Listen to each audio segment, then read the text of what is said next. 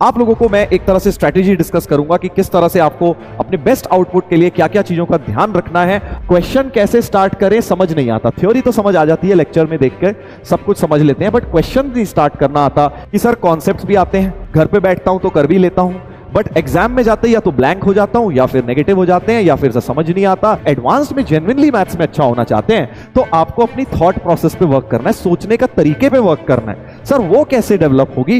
वो डेवलप होगी जब आप, हेलो बच्चों, कैसे हो बेटा आप सब लोग? तो बच्चों आज का वीडियो उनके लिए इंपॉर्टेंट होने वाला है जो बच्चे इस साल क्लास 12 के बाद गैप ले रहे हैं यानी ड्रॉप ले रहे हैं और उसके बाद दोबारा से आईआईटी जेईई के लिए तैयारी कर रहे हैं।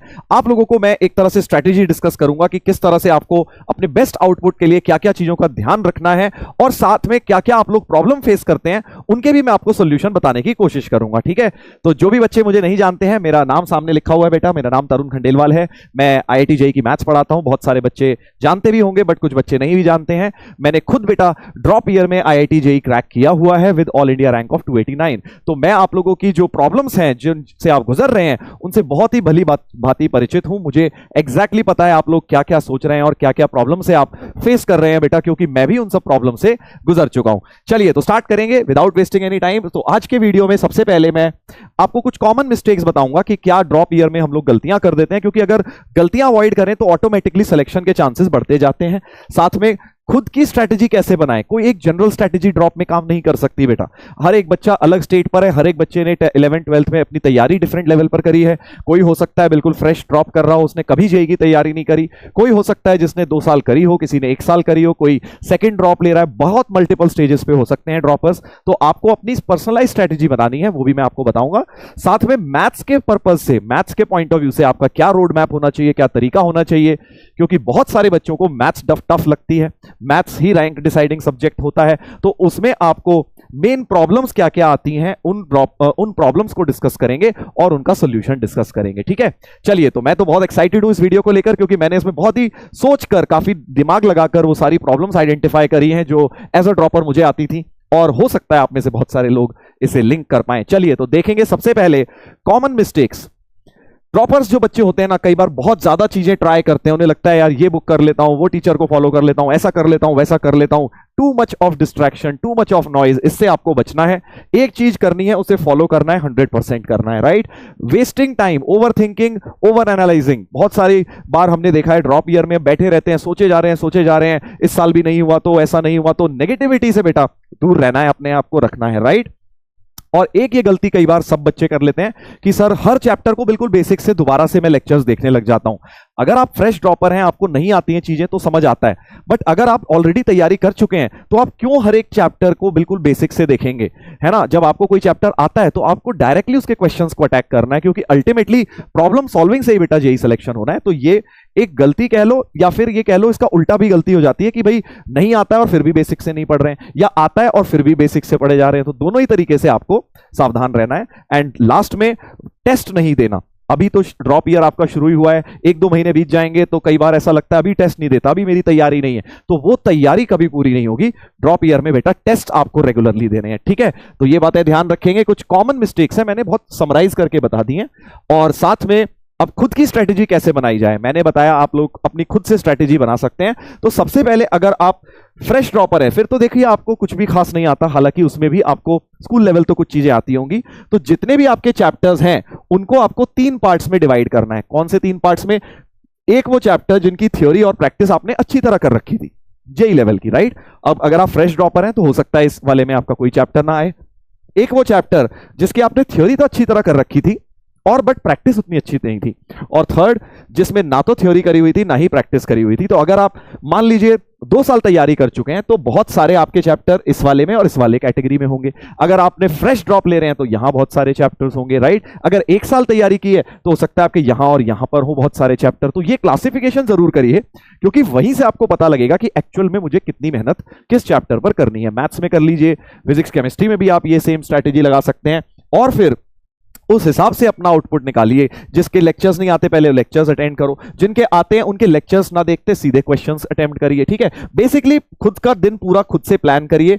जो रेगुलर टाइम है लाइव क्लासेस, उस टाइम क्लासेस देखिए और सेल्फ स्टडी पे फोकस करना है। और प्री क्लास वर्क पे भी फोकस करना है। ड्रॉप ईयर में बहुत इंपॉर्टेंट हो जाता है कि भाई जो टीचर पढ़ाने वाले हैं, जैसे मान लीजिए आपका अभी सीक्वेंस सीरीज शुरू होने वाला है, तो उससे पहले आपको जो भी आता है, थोड़ा बहुत तो आता होगा, बेसिक एनसीईआरटी लेवल का, एपी जीपी कुछ तो पता होगा, उसे रिवाइज करके बैठिए, आपको क्लास में आपका आउटपुट डेफिनेटली बढ़ जाएगा बेटा। ठीक है, तो ये कुछ कॉमन चीजें हैं जिससे आप अपनी स्ट्रेटेजी डिफाइन कर सकते हैं। अब आ जाते हैं इस वीडियो के मेन पार्ट पर, जो कि है as a drop year student क्या बच्चे मेन प्रॉब्लम्स फेस करते हैं। हो सकता है बेटा आप में से भी बहुत बच्चे इन प्रॉब्लम से आइडेंटिफाई कर रहे हो या आगे जाकर करें। तो पहला प्रॉब्लम जनरली जो ड्रॉप ईयर में आता है वो ये आता है कि सर हमें क्वेश्चन कैसे स्टार्ट करें समझ नहीं आता। थ्योरी तो समझ आ जाती है, लेक्चर में देखकर सब कुछ समझ लेते हैं, बट क्वेश्चन नहीं स्टार्ट करना आता, या क्वेश्चन देखकर कॉन्सेप्ट ही नहीं समझ आ पाता कि कौन सा सब टॉपिक लगाना है। तो अगर आप भी बेटा ये प्रॉब्लम फेस करते हैं, बहुत सारे बच्चे ड्रॉप ईयर में ये प्रॉब्लम फेस करते हैं, थ्योरी पे थ्योरी पढ़ ली बट सर क्वेश्चन नहीं हो पा रहे हैं, तो उसके लिए सबसे पहले आपको समझना है कि आप थ्योरी पढ़ना एक तरफ और उस थ्योरी को दिमाग में फिट करना दूसरी तरफ। वो दिमाग में जब तक फिट नहीं होगी तुम क्वेश्चंस में अप्रोच नहीं सोच पाओगे। दिमाग में कैसे थ्योरी फिक्स होगी? नोट्स को अच्छे से बनाओ बेटा। कई बार होता है कि नोट्स क्या बनाने सर, हमारे पास तो है नहीं, या छोड़ देते हैं, शॉर्ट नोट्स बना लेते हैं। ये गलती ना करें, पूरे प्रॉपर नोट्स बनाएं और उनको बार बार रिवाइज करें, बार बार रिवाइज करें। जब आप 2-3 बार हर चैप्टर के नोट्स रिवाइज कर लेंगे ना, तब आप उनके शॉर्ट नोट्स बनाने योग्य बनेंगे। शॉर्ट नोट्स बेसिकली समरी होती है, ये नहीं कि आपने डायरेक्ट समरी बना ली। जब आपके दिमाग में वो सारी बड़ी बड़ी बातें फिट हो चुकी हैं, तो अब आप उसको एक समराइज करके छोटे से पार्ट में शॉर्ट नोट्स कर सकते हैं। जनरली बच्चे गलती क्या करते हैं, सर हम डायरेक्ट शॉर्ट नोट्स बना लेंगे, हमारे पास टाइम नहीं है। तो बेटा टाइम नहीं है, फिर आप शॉर्टकट नहीं मार सकते। आप शॉर्ट नोट्स नहीं बना रहे, आप एक तरह से शॉर्टकट मार रहे हैं, जिससे आपके क्वेश्चंस नहीं होते हैं। तो पहला काम ये, अपने नोट्स प्रॉपर बनाओ और उन नोट्स को, चाहे आप बुक के फॉर्म में नोट्स ले रहे हैं या फिर आप अपने पर्सनल नोट्स बना रहे हैं, जैसे भी आप कर रहे हैं, उन नोट्स को रिवाइज बार बार करो। रिवाइज करना मेन है, बुक नोट्स बनाने पे मेन फोकस नहीं है। उस नोट्स का पर्पस क्या है? उन नोट्स को पर्पस ये है कि भाई आप उससे अपना रिवीजन करेंगे, और जितनी बार आप रिवाइज करेंगे उतने ज्यादा वो कॉन्सेप्ट्स आपके माइंड में सेट होते जाएंगे, उतने ज्यादा आप उन्हें क्वेश्चंस के अंदर लगा पाएंगे बेटा। ठीक है, चलिए, तो ये पहली प्रॉब्लम बहुत कॉमन प्रॉब्लम है। फिर आ जाते हैं एक दूसरी और बहुत ज्यादा कॉमन प्रॉब्लम ड्रॉप ईयर में, कि सर क्वेश्चन तो आता है बट सॉल्व करने में टाइम बहुत लग जाता है। कि सर आइडेंटिफाई भी हो जाता है कि हाँ ये फॉर्मूला लगेगा, बट जब करने जाता हूं कैलकुलेशंस तो इतना टाइम लग जाता है, या कुछ सिली मिस्टेक्स हो जाती हैं, बट हो नहीं पाता। बेसिकली या तो सिली मिस्टेक हो जाती है या नेगेटिव मार्क्स, मतलब गलती कुछ हो जाती है करने में। समझ तो आ जाता है कौन सा टॉपिक लगना है। ये हो सकता है आपका सेकंड लेवल का क्वेश्चन हो। तो इसका बेटा मेन सॉल्यूशन क्या है? इसका मतलब आपको अगर क्वेश्चन में आइडेंटिफिकेशन हो रहा है कि कौन सा टॉपिक लग रहा है, तो इसका मतलब नोट्स तुम्हें पता है, मोटा मोटा तुम्हें फॉर्मूले आते हैं, तुम्हें ट्रिक्स पता है, कॉन्सेप्ट्स पता है। तो आपको क्या करना है कि आपको कम से कम 8 साल के मेंस के पीवाईक्यू तो करने ही करने हैं।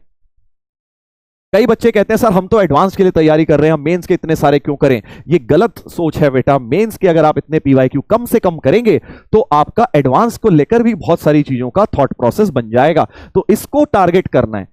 ठीक है, 8-9 साल के पीवाईक्यूज पिछले 8-9 सालों में इतने पेपर्स हो गए हैं जेईई मेन के कि बहुत बड़ा एक सैंपल साइज हो गया है। उन क्वेश्चंस को आप अटेम्प्ट करेंगे, घर पे ट्राई करेंगे, नहीं होता तो सॉल्यूशन देखेंगे, तब आपका धीरे धीरे करके थॉट प्रोसेस बनेगा, आपकी स्पीड बनेगी। जब आप लिख लिख के ट्राई करेंगे तो आप अल्टीमेटली प्रॉब्लम सॉल्विंग में बेटर होते चले जाएंगे। और उसके साथ जब आप कोई चैप्टर रिवाइज कर रहे हो, तो मान लीजिए आपका टेस्ट आने वाला है क्वाड्रेटिक इक्वेशंस का, आप वो रिवाइज करना चाहते हैं, तो बेटा आपको क्या करना है, कुछ नए क्वेश्चन 20 लेके बैठ जाने और देखना है 1 घंटे में मेरे से हो रहे हैं कि नहीं हो रहे। 25 ले लो, मतलब जितने भी एक नंबर ऑफ क्वेश्चंस लेके बैठ गए, और देखने हैं उसे 1 घंटे में मुझसे कितने हो रहे हैं। हम उल्टा करते हैं, हम 50 क्वेश्चन करने हैं सर, टाइम कुछ नहीं, 2 घंटे लगे, 3 घंटे लगे, 5 घंटे लग जाए, डजंट मैटर। आपको ऐसा नहीं करना है, टाइम को बाउंड करके आपको प्रैक्टिस करनी है रिवीजन करते टाइम। ठीक है, क्योंकि एग्जाम में टाइम होता है, टाइम का ही प्रेशर होता है, जिसकी वजह से सिली मिस्टेक्स होती हैं, नेगेटिव मार्क्स होते हैं। तो इसलिए टाइम का ध्यान अगर आप घर पे रिवाइज करते हुए भी करेंगे तो भी आपको उसका एग्जाम में बेनिफिट मिलने वाला है। ठीक है, तो ये सेकंड प्रॉब्लम हो गई। उसके बाद आ जाते हैं थर्ड प्रॉब्लम, जो इसके बाद नेक्स्ट लेवल की प्रॉब्लम आती है। Sir silly mistakes negative marks हो जाते हैं, वो तो है ही, साथ में टेस्ट में मार्क्स नहीं आते। कि सर कॉन्सेप्ट्स भी आते हैं, ठीक है, क्लिक कर जाता है, घर पे बैठता हूं तो कर भी लेता हूं, बट एग्जाम में जाते या तो ब्लैंक हो जाता हूं, या फिर नेगेटिव हो जाते हैं, या फिर से समझ नहीं आता, या नंबर नहीं आते। बेसिकली नंबर नहीं आ पाते सर, मेरे टेस्ट में कन्वर्ट नहीं होते हैं मार्क्स। तो अगर बेटा आपके भी टेस्ट में कन्वर्ट नहीं होते हैं, तो आपको यह समझना है कि टेस्ट देने की जो कला है वो क्लास में नहीं सीख सकते, वो आप टेस्ट देकर ही सीख सकते हैं। जितने ज्यादा आप प्रैक्टिस टेस्ट देंगे, आप उनके थ्रू सीखिए, उनको एनालिसिस करिए कि टेस्ट में आपने क्या मिस्टेक्स करी, कौन से क्वेश्चन छोड़ने चाहिए थे, कौन से करने चाहिए थे, किस क्वेश्चन में आपने ज्यादा टाइम लगा दिया, किस क्वेश्चन में सिली मिस्टेक कर दी, कौन से क्वेश्चन को आपको देखते ही छोड़ना चाहिए था, कौन से क्वेश्चन में आप स्टक हो गए वहां पे। ये वाली चीजें आपको करनी है एनालिसिस टेस्ट के आके, और कौन से में आपने रिवीजन अच्छी तरह नहीं किया था। तो ये सारी बातें हर टेस्ट को जवाब देंगे। कोई भी टेस्ट परफेक्ट नहीं हो सकता, हर टेस्ट में आपको ये लगेगा काश इससे और बेटर कर लेता, और बेटर कर लेता, बट जितने ज्यादा टेस्ट देते जाओगे तुम उतने बेटर होते चले जाओगे। तो इसलिए आपको जितने ज्यादा टेस्ट दोगे इसका सॉल्यूशन उसी में है, ठीक है। टेस्ट में मार्क्स अगर नहीं आ रहे हैं तो हो सकता है उसका कारण पहले दो सॉल्यूशंस हो कि भाई आपके नोट्स उतनी अच्छी तरह प्रिपेयर्ड नहीं है, शायद नोट्स आपके रिवाइज नहीं है, इस पे वर्क करो। नोट्स वर्क है तो रिवीजन अच्छी तरह करो, रिवीजन टाइम बाउंड करके करो। और ये दोनों चीजें जब अच्छी हो गई हैं तो खूब सारे टेस्ट दो, टेस्ट में मार्क्स डेफिनेटली आने शुरू हो जाएंगे, ठीक है ना। चलिए, तो ये हो गया है प्रॉब्लम नंबर 3। अब आ जाते हैं प्रॉब्लम नंबर 4। बहुत बच्चे ड्रॉप ईयर में इस प्रॉब्लम से आइडेंटिफाई करेंगे, स्पेशली वो बच्चे जो 2 साल तैयारी कर चुके हैं कि सर मेंस लेवल तो हो जाता है हमसे, मेंस लेवल तो हो जाता है सर, मेंस हमारा ठीक ठाक स्कोर भी आ गया, बट एडवांस के क्वेश्चन देखते ही स्पेशली मैथ्स में ऐसा लगता है यार कैसे होगा, हो ही नहीं सकता, है तो मैं सोच ही नहीं पाऊंगा, मैं तो कभी नहीं सोच सकता, इतनी डिफिकल्ट बातें मैं कर ही नहीं सकता। तो ये एक बहुत कॉमन प्रॉब्लम है कि एडवांस का क्वेश्चन देखकर ही समझ नहीं आता कि क्या करना है उसमें।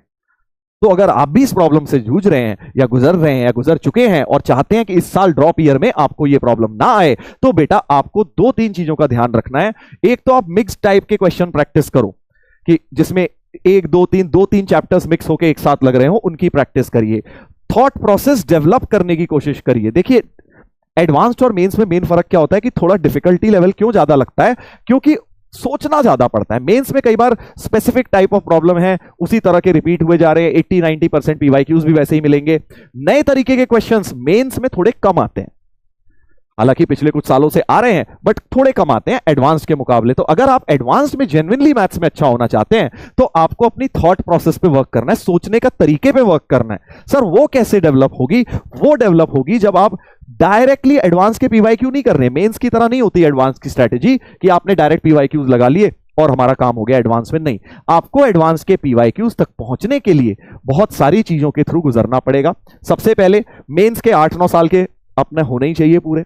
उसके बाद आपने किसी भी चैप्टर में एडवांस के पीवाईक्यू पहुंचने से पहले उसका मॉड्यूल में से डिफिकल्ट क्वेश्चंस करिए, multiple correct type, integer type, passage, matrix match type questions करिए, या किसी बुक से करिए, या मॉड्यूल से करो, या असाइनमेंट से करो। अल्टीमेटली आप डायरेक्ट नहीं अटैक कर सकते एडवांस के पीवाईक्यू। उसकी थॉट प्रोसेस बनाने के लिए डिफिकल्ट लेवल के असाइनमेंट जरूर फॉलो करिए। बैचेस के अंदर हम लोग प्रोवाइड करते हैं, आप वो वाले फॉलो कर सकते हैं, मॉड्यूल फॉलो कर सकते हैं, या कोई भी मार्केट में आपको लगता है बुक मेरे पास है, आपको लगता है ये वाली अच्छी बुक है, ये मेरे पास है, तो उसमें से आप जरूर क्वेश्चन अटेम्प्ट करिए। हो शुरू में हो सकता है 50 अटेम्प्ट करो, 10 ही क्वेश्चन हो, कोई बात नहीं।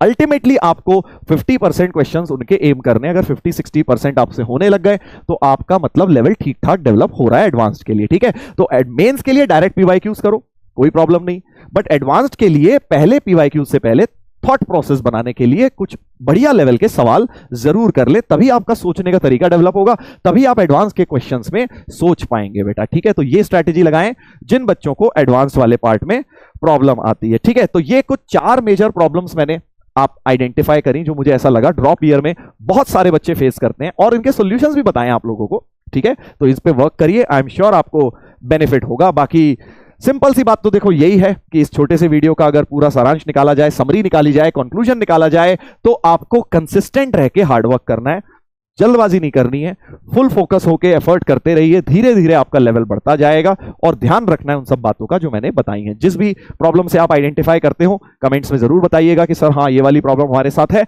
और उसके सोल्यूशन पे वर्क करना है, ठीक है। मैं इस तरह का वीडियो नहीं है कि बस बता दिया हाँ ऐसा होता है, मैंने प्रॉपर हर चीज का सोल्यूशन भी बताया है, और उसको अगर आप फॉलो करेंगे तो डेफिनेटली आपको बेनिफिट मिलेगा। मुझे तो मिला था यार, देखो मुझे ड्रॉप ईयर में मेरे साथ मेन प्रॉब्लम थी प्रॉब्लम सॉल्विंग की। मैंने क्वेश्चंस ही सॉल्व नहीं करे थे 12th तक, मैं बस सॉल्यूशन समझ लेता था। जब टीचर्स डिस्कस कराते थे तो मैं सॉल्यूशन समझ लेता था, 12th तक अटेम्प्ट करके नहीं आता था, टेस्ट बहुत कम देता था। तो ये 2 मेजर प्रॉब्लम्स मेरे साथ थी। ड्रॉप ईयर में मैंने इन्हें आइडेंटिफाई किया और इन पे वर्क किया, खूब प्रैक्टिस करी और हर हफ्ते टेस्ट दिया। जहां से जो टेस्ट पेपर मिल रहा है, किसी का कोई पुराना टेस्ट बैठ के घर पे बैठ के दे दिया, एग्जाम सेंटर पे जाके दे दिया, खूब सारे टेस्ट दिए और उसके बाद अच्छा रिजल्ट आ गया। उसके बाद जेई भी एक जस्ट अनदर पेपर बन गया था मेरे लिए उस दिन भी, राइट। तो आप भी इस स्ट्रेटेजी को फॉलो कर सकते हैं और इसके साथ मैं आप लोगों को बहुत बहुत धन्यवाद कहूंगा and wishing you all the best. आप बढ़िया करिए, अच्छी रैंक लेकर आइए इस साल और रिजल्ट में फिर हम लोग मुलाकात करेंगे। बहुत बहुत धन्यवाद।